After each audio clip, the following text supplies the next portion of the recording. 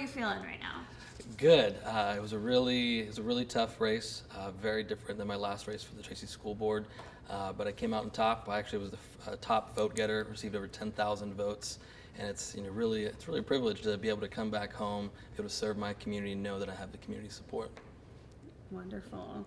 So let's talk a little bit about your background. Sure. You consider Tracy your hometown. Absolutely, been here since I was 3. And then I feel like I heard it in one of your speeches, but you said, what schools you went to. Yeah, so I moved to Tracy when I was 3 years old. I used to live in Portugal when I was younger. I was actually born in San Jose. But I went to Jacobson Elementary School, Monte Vista Middle School, and I graduated from West High School in 2007. Yeah, go Wolfpack. Yeah, there you go.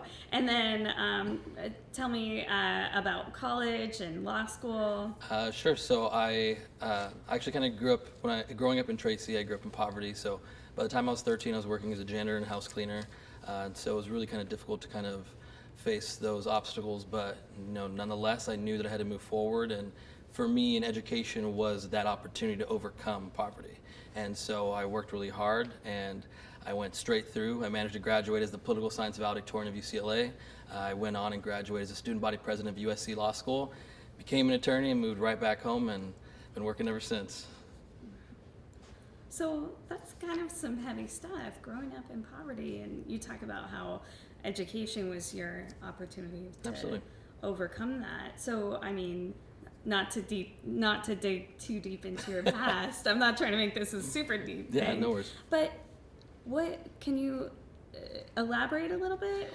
Sure. I think it's something that's really important to talk about, because when you grow up under those circumstances, it's so easy to feel devalued, to feel like you don't matter, to feel like no one's listening. And so I always grew up wondering why, my friends got money from their parents for lunch and I didn't.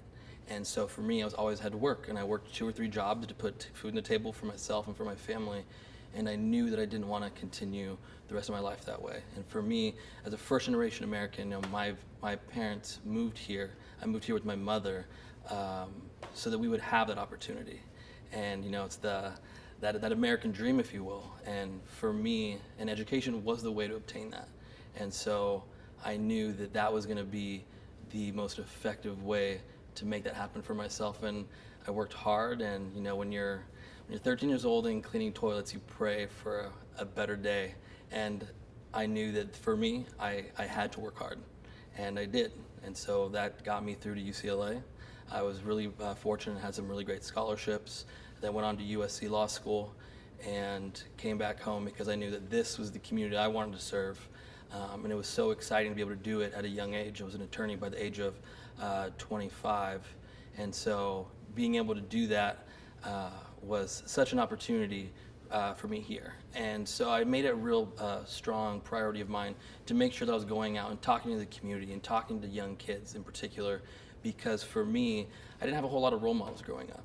And so you kind of have this experience where, as a first-generation American, and if your family doesn't have the institutional knowledge of what it takes to get into college, what kind of classes to take, when do you file your FAFSA, all these kinds of things, it really is difficult to get to that next level.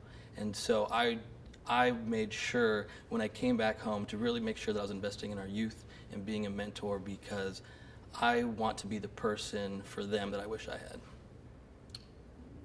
That is amazing. Thank you. So you work for the district attorney's office now? Tell me what you do. Sure. So I'm a deputy district attorney. I work for the San Joaquin County District Attorney's Office. I've been there for a little over 3 years. My current assignment is as a felony trial attorney. Before that, I was a misdemeanor trial attorney for a few years, and then I was actually the first ever neighborhood district attorney. And so we engaged in community prosecution, which essentially was really kind of trying to develop new strategies for individuals the criminal justice system wasn't working for. We particularly worked a lot with the homeless. We worked with neighborhood nuisance issues, and we would partner with law enforcement agencies. We'd partner with human service agencies and really kind of develop specific strategies for individuals to get the best outcomes for them. Great. Awesome. So now digging into more city council stuff, one of the initiatives that you ran on, or kind of your slogan. You call it a new generation of leadership. Actually, hashtag a new generation of You gotta have a leadership. hashtag in there. It's 2018. Yeah, so no, my slogan was a new generation of leadership. And for me, what that meant was really bringing new ideas to the table. And I think it's so important that as the first elected millennial in the city, I was able to bring new ideas to the Tracy School Board. I'm looking forward to bringing that same energy, enthusiasm, and excitement to the City Council. And I think it's so important that we do have that diversity in ideas because for millennials in particular, and in the city of Tracy, the average demographic of an individual is 32.9 years old. So the average person in Tracy is a millennial. But until Tuesday, millennials had never had a voice at the table. And so for me, it's so important to be able to explain to the community and to our other elected leaders what particular challenges that millennials are facing, because at the end of the day, millennials are the ones that are our current workforce. We're the ones beginning to have families, and the decisions that we make as a city council will be affecting millennials for longer than anybody else. And so it's so important that we have that voice at the table to really begin to kind of talk about the particular unique challenges that we face. So you talk about some of those challenges. Sure. What would you say some of our challenges are as millennials here in Sure. Tracy? So one of our biggest issues is affordable housing, and I can tell you that in a matter of 12 years, I went from working as a janitor to becoming a deputy district attorney and an elected official in this town.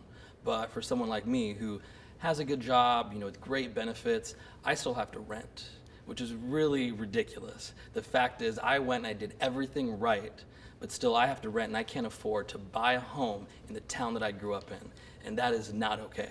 And if an attorney, an elected official can't do it, how the heck do we expect anyone else to be able to do it? So we really need to be prioritizing that.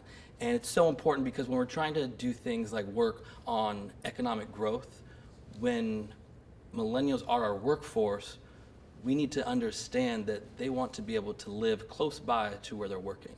That's how we're going to enhance that quality of life. If we want to revitalize downtown and get people to actually work, live, and play here, then they need to be living close by, and they need to have their jobs nearby, and there's kids need to be able to go to schools nearby. That's how we grow as a community together. And those are the conversations that I haven't seen happening. And I've always wanted to be that voice to make sure that that voice is heard at the dais. Okay, so we have affordable housing. I know that's big. I'm a Sure. renter too. Here. Absolutely, it's a struggle. Another huge thing is economic growth. So we keep hearing these things about, bringing head of household jobs at Tracy, which is so important. But we also need to understand that that's not the only strategy that millennials are using to build careers. And so I think for so long, our city has done a great job of bringing jobs to the city of Tracy. But I think we really need to kind of reevaluate that conversation, start talking about career-driven economic growth. We need to bring careers here. There needs to be opportunity for upward mobility. And that is so important because it gives you that hope and motivation to continue driving harder and moving forward. And it makes you more economically efficient. And so when we're looking at economic growth, we need to think, well, what are millennials doing? They're not necessarily just going to these big corporations that we're trying to bring here. We do need to use that strategy. We also need to diversify our strategies. So I think we also need to be looking at, well, hey, millennials are actually investing in startups. Millennials are actually more likely to start small businesses. There are more entrepreneurs as millennials than we've ever seen. We have the utilization of social media, and there's all of these new strategies and technologies that millennials are able to utilize that we haven't really been developing good policy for. And it's time that we do that. And I think, there's different ways to do it. So I actually, right after law school, I started my own law firm. For a time, I was the youngest attorney in the state with my own law firm. And I chose not to start my business in Tracy because I didn't have the capital that was required to start a business here. So instead, I started in Stockton because in Stockton, there was actual opportunities for cooperative environments. So essentially, in order to lower your overhead, you could, rent space with several attorneys together in one room. So you shared a secretary, and you shared a conference room, you shared a mailroom. Because if you want to start a business, oftentimes the spaces that are available only provide for one. And millennials just simply do not have the capital to invest in that, or else we'd all have houses, right? So we really need to kind of be thinking about what is the actuality of job growth for the people that live here. And we need to develop strategies around that. So I really want to start looking at that. I really want to kind of start working towards more cooperative environments and kind of making sure that the industries that are coming in are where people want to work. A lot of that's going to be in high tech. So when we're talking about economic growth in high tech industries, we need to make sure that we're also building our infrastructure. We really need to be working on making sure that we have the high-end fiber optic cables running through our town. We need to make sure that we're investing in tomorrow's types of economies, because if we don't, we're just going to be stuck losing the Bay Area again. Wow. So let's see here. I'm trying to think of other issues that have come up, both in our community and some of our surrounding communities. One of the bigger ones that I know all elected officials have been talking about is some of our homeless problems. Sure. So, what do you think about Tracy's homeless issues, and what do you think needs to change with that? Well, homelessness is a huge problem for us, but it's a huge problem for every city all over this nation. Unfortunately, we're just kind of seeing it more now, but it didn't happen yesterday, and it's not going to be fixed tomorrow. It's going to take some new ideas, and it's going to take some time. So as the first ever neighborhood district attorney, part of my priority was to work on homeless issues in the city of Tracy. And I worked alongside Tracy police officers. I worked alongside our human service agencies, including behavioral health. And so what we were trying to do is determine, what's the problem here? A lot of these individuals, it's not just because they can't afford a house. A lot of them are struggling with things like mental health. A lot of them are struggling with things like addiction. So if we go ahead and just house them, but not provide them with underlying support, they're just going to be out in the streets again. And unfortunately, a lot of people did have criminal records, so it was tough for them to get jobs. So kind of what I did, we developed wraparound strategies for each individual. And we identified them by who were the highest utilizer of county resources. A lot of that was in the criminal justice system, in court, in jails, and through the medical systems. They're spending a lot of time in hospitals. So when we ran the numbers, it was actually cheaper to get them services and get them into transitional housing and get them into some kind of rehabilitative services instead of just putting them through the criminal justice system or through the hospitals, instead of actually getting them health insurance, the things that they actually need. So we really need to start working and developing those relationships at the individual level, determining what their needs are, and developing strategies specifically for that individual. We kind of face a challenge here in Tracy because we don't have access to a lot of the resources that the rest of the county does in Stockton. So one of the things that I really want to prioritize is bringing some of those resources that we see in Stockton to Tracy. At the end of the day, Tracy is the second biggest city in this county, and we're close to having 100,000 people here. And the fact that we don't have satellite offices for a lot of these county services really should be a priority for us. Because when we have those different county service agencies here in our town, we can really start to utilize them for people here. I've heard some talk about strategies related to transporting people to Stockton to get there, but these people are the most at risk, and why are we putting an additional burden on them to get the help they need? We as elected officials should be developing policy to give them the best opportunities possible. Okay. Let's see. What else? What about, I know as a millennial, I know that it can be kind of intimidating coming into boards like this or city councils, Sure. With older people on it. So are you feeling intimidated? Do you have any fears coming into this? I'm not intimidated at all. I think a lot of people tried to intimidate me along the way, but coming up from my background, I knew that I was always going to work harder than everybody in the room, and I was going to just do what was the right thing. So I think I have the best job in the world, because at the DA's office, my job is not to win cases. My job is to seek justice. My job is to literally do the right thing. And so oftentimes, especially as a young attorney, when you're 25 years old and you don't have any trial experience and you're going up against these other attorneys who've been there for 40 years, you do get that kind of intimidation factor. So you just have to learn to hold your chin up high and know that you were trained correctly, and you know that you did the work and you did your research and that you're fighting for what's right. And so that's kind of the temperament that I was able to bring to the school board, and I just didn't let those people intimidate me. I knew that I was doing it for the right reasons, and for the school board, it was really about giving a voice to our kids who had never really been given a voice before. And so for now, from the city council, I want to make sure that we're hearing the people that haven't had a voice before. A lot of our young professionals, our millennials, our new families, these are the people that need to have a voice at the table, and you can't let anyone stop you from that. Absolutely. And then I know I asked you this off camera, but how are you gonna balance this? Like, this is a huge job, and I've never understood how city council members have other jobs outside of this room. So how are you gonna balance this? Well, fortunately, this is my first time in governance, so I did it from the school board. It was a bit of a challenge, but you just make it work, and you know that you were elected for a reason, and I know that I was elected to make sure that I was making the best informed decisions for this community, and those are the expectations. And I hold myself to incredibly high expectations, and I know the community does as well. So you just have to make sure that's a priority. And yes, during the day I'm a deputy district attorney, and that's what pays the bills, but my heart is here and doing the work for the community that I grew up in. And you know, when you find something that you love, it doesn't feel like work at all. Exactly.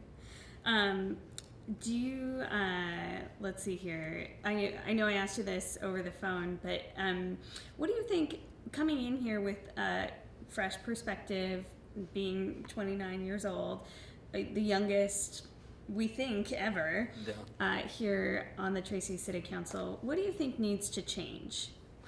I think we just as a community need to take a step forward. There's been a lot of tension in recent years, and I just haven't seen a lot of strategies enacted to address the issues in this community, and that's one of the main reasons I ran. And I think that we need to make sure that we're hearing the community. And for so long, you know, we listen to the same people over and over again, but we need to understand that as Tracy grows, our community grows, the demographics of this community change. And so we need to make sure that we're doing what's best for everybody. We need to make sure that, you know, Tracy's, when I moved here, I think we had about 25,000 people. We didn't have a mall. You know, most of it was just farm town. The city's changed. And so as your city grows and changes, your policy needs to change. And so I believe that given my background, given my educational experience, given my governance experience, and just giving who I am as a person, you know, bringing a different demographic, that I'll be able to be a voice to champion those causes. How long were you on the school board? I was on the school board for 2 years. So I was elected, I was first elected in 2016. Okay. Let's see, anything else you want to add? Anything else that you want to let the people of Tracy know about this? Or even, you know, our whole viewing area will see this, so our friends up in Sacramento will watch this. No pressure. But, you know, any other key takeaways? Sure, just for me, this is an incredible privilege. Like I said, being a first-generation American, being able to come back to your hometown after finishing your education, for me, this really was a dream come true. You know, for me, this was actually being able to obtain the American dream. For generations in my family, they've worked hard to get to where I am today, and they didn't get to experience it, but I know that they dreamed that someday someone would get to. And in my family, that's who I've been able to be. You know, I've been able to epitomize the American dream, and I'm really hoping that for every other young person in this town who feels like they don't have a role model, or whose family didn't go to college, or who struggles financially, I want those kids to know that they can do it too.